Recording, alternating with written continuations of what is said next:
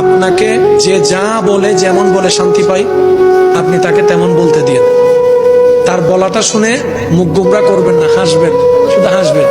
যদি জিজ্ঞেস করে আমি তোরে বকলাম, বকা দিলাম, মন্দ বললাম, তুই হাসলি কেন, আপনি শুধু একটুটুকু বলবেন এই অশান্তিময় পৃথিবীতে কেউ কারো শান্তি এনে দিতে পারে না। তা আমি ভাবলাম আমাকে দুইটা বকা দিলে যদি তোমার মন শান্তি হয়, আমার নামে দুইটা বদনাম করলে যদি তুমি শান্তি পাও, যাক আমি না হয় কষ্টই পেলাম, আমার আল্লাহর একজন বান্দাকে তো শান্তির ব্যবস্থা করে দিয়েছি, আল্লাহর একজন বান্দাকে শান্তির ব্যবস্থা করে দিয়েছি, তুমি শান্তি পাচ্ছ, এটা দেখেই আমার শান্তি লাগতেছে।